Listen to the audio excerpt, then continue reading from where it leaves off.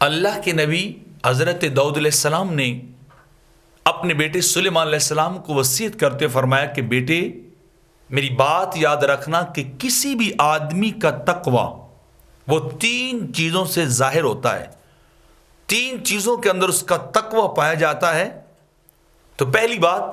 اللہ کے نبی ارشاد فرما رہے ہیں کہ جو چیز انسان نہ پا سکے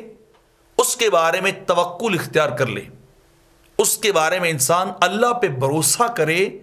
کہ ابھی تک نہیں ملی تو وہ مجھے ضرور جو عطا کرے گا، اور جو اللہ پہ تقوی کر لیتا ہے اللہ اس کے لیے کافی ہو جاتا ہے، اللہ اس کی حاجات کو پورا کر دیتا ہے۔ اور دوسری بات آپ نے ارشاد فرمائی کہ جو چیز انسان پالے اس چیز کے متعلق انسان جو ہے بہترین انداز میں رضامندی کو ظاہر کرے، یعنی جو کچھ ملا ہے اس پہ اللہ کی عطا پہ راضی ہو جائے، اللہ سے راضی ہو کہ یہ تیری عطا اور تیرا کرم ہے جو تو نے مجھے عطا کر دیا ہے، تو جو ملے اس پہ راضی رہنا چاہیے۔ اور تیسری بات کہ جو چیز انسان پا کر کھو دے، انسان سے وہ چیز چلی جائے، اس چیز پر بہترین انداز میں صبر کرنا چاہیے۔ یہ نہیں ہے کہ رو دھو کر چیز چلی گئی تو اور ملی نہیں اور پھر صبر کرے، نہیں، بلکہ کیا ہے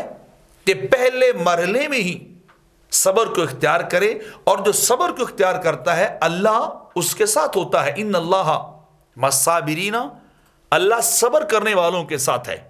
جو صبر کو اختیار کر لیتے ہیں اللہ کی معیت ان خوش نصیب بندوں کو حاصل ہوتی ہے۔ تو فرمایا یہ 3 چیزیں علامت ہیں کسی بھی متقی ہونے کے لیے، کسی بھی شخص کے تقوی اور کسی بھی شخص کی پارسائی کے لیے یہ 3 چیزیں نشانیاں ہیں۔ تو اے میرے بیٹے سلیمان، تم ان 3 چیزوں کو یاد رکھنا، جو مل جائے اللہ پہ راضی رہنا، جو نہ مل سکے اللہ پہ توکل کر لینا، اور جو ملنے کے بعد چلا جائے تو پھر صبر کرنا۔